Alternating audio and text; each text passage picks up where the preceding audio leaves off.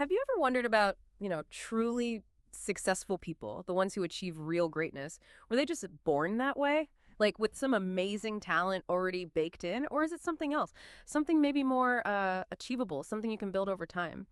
Today we're doing a deep dive into a really insightful book by Adam Grant. It's called Hidden Potential: The Power of Learning and Growth. And our mission here is pretty straightforward. Unpack Grant's main message, pull out the key ideas for you, our listener. Yeah, and Adam Grant, he's a well-known organizational psychologist, and right off the bat, he kind of challenges that whole idea. The one about innate talent being the only thing that matters for success. His core argument in Hidden Potential is, well, it's pretty profound. True success isn't really about what you start with, not your natural gifts or even early advantages. Instead, it really hinges on a commitment. A commitment to always be learning, constantly trying to improve yourself. And this is key, not being afraid to make mistakes. What's really interesting is how it flips the usual script. The book basically says where you start. That's hardly ever where you have to finish. That's quite a statement, isn't it? Almost provocative. And he starts strong with this idea: talent is overrated, learning is underrated. We often think of geniuses as just naturally brilliant, right? Like it can't be taught. How does Grant push back on that? What does he mean by learning being underrated? Well, he's not saying talent is, irrelevant, but maybe its importance gets blown out of proportion. What he shows is that a lot of people we see as geniuses weren't just born that way. They're actually defined by this incredible, almost insatiable hunger to learn. And it's not about just memorizing facts. It's an active thing, a curious searching for knowledge and skills, even when it's hard, even when you struggle. Which leads right into another big idea in the book, something researchers like Carol Dweck have popularized: this crucial difference between a growth mindset and a performance mindset. Ah, yes, the mindsets. We hear those terms thrown around. But Grant really gets into why this difference matters so much, doesn't he? What's the practical difference? Approaching something with a performance mindset versus a growth one. And why does one lead to real mastery while the other just stalls? Exactly. So a performance mindset is all about proving yourself, showing off what you already know, maybe picking easier tasks so you're guaranteed to succeed and, look good. You might shy away from challenges because failing looks bad, right? But Grant really pushes us towards a growth mindset. There, the focus totally shifts. It's about getting better, improving. It means taking on the hard stuff, even if you stumble, because that's where the real learning happens. That's where you actually develop internally. You're willing to make mistakes, maybe even look a bit foolish sometimes if it means improving. And the really deep implication here is that the struggle itself, that feeling of looking bad short term, it literally rewires your brain faster. It's like a scientific supercharger for learning, much more powerful than just seeming competent. Okay, so that internal drive for growth is crucial. But what about when we do need help from outside? Grant has a really interesting take on asking for help too, doesn't he? It feels kind of counterintuitive, Yeah. especially in our culture, which values being self-sufficient. How does he frame seeking out mentors or embracing constructive criticism? Why are they catalysts, not hindrances? Yeah, this really pushes against our usual ideas about vulnerability. Grant argues that asking for help or welcoming criticism, it doesn't assign you're incapable. It's actually a smart strategic move. Mentors, they offer guidance, they open doors you didn't even know were there. They give you shortcuts based on their experience. And criticism, if you can take it openly, gives you priceless insights into your blind spots. You see where you need to improve in ways you just couldn't see on your own. He doesn't present these as just, nice to haves. They're identified as real accelerators for your development. You're leveraging the knowledge around you.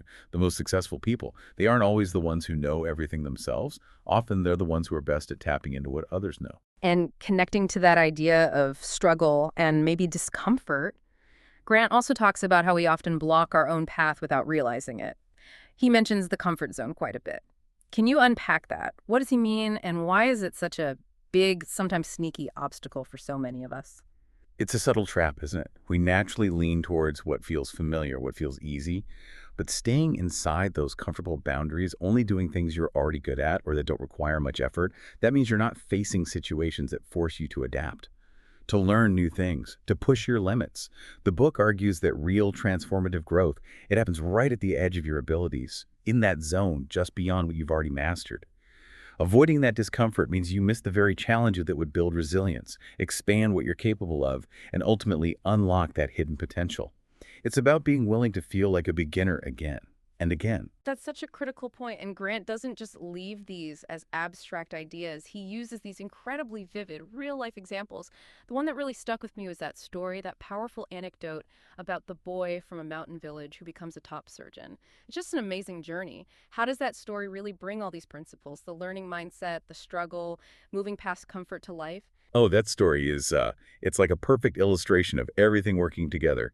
This boy, he didn't start with special advantages, right? Hmm? No privileged background, not even easy access to great education initially. But what he did have was that deep hunger to learn, that learning mindset Grant talks so much about. He wasn't obsessed with looking smart. He was focused on actually getting better, on mastering his craft, and you can bet he sought out help, found mentors, took feedback. He saw those as smart choices, like we discussed, not signs of weakness. And crucially, he kept pushing past his comfort zone over and over, facing new difficulties, overcoming them through sheer hard work and, well, resilience. His journey just perfectly embodies this idea that potential is hidden, something you cultivate through effort and a growth focus. It's not predetermined by where you start. So bringing this all back, Sure. what does this mean for you listening right now? I imagine maybe some of you have felt stuck sometimes, or perhaps you think of yourself as just average, or you feel like you're missing some kind of spark that other people seem to have. And that's exactly where the book's message becomes so powerful, so personal. It really reinforces that this spark, it's not some external thing you need to find. It's not something you're either born with or you're not. It's actually inside you, waiting for you to have the courage to ignite it. The book is fundamentally empowering. It's a reminder that your potential isn't fixed. It's something you actively shape, you unlock day by day. It comes down to the choices you make about learning and growing. So to wrap things up, hidden potential isn't just, a feel-good motivational speech. It's much more practical than that. It really serves as a clear, actionable roadmap. It really does. The book lays out this path. It's simple in concept, but profound in practice for becoming an extraordinary version of yourself. And it's not magic. There's no overnight trick. It's about that consistent cycle. Mm, Learning, inevitably making mistakes, and then, crucially, getting back up and trying again. mm. Resilience. You could say this book, in a way, holds up a mirror. It lets you see a version of yourself actively shaping your own future. So maybe the final thought for you is this. What small step, maybe even a slightly uncomfortable one, will you take today to start glimpsing your own hidden potential?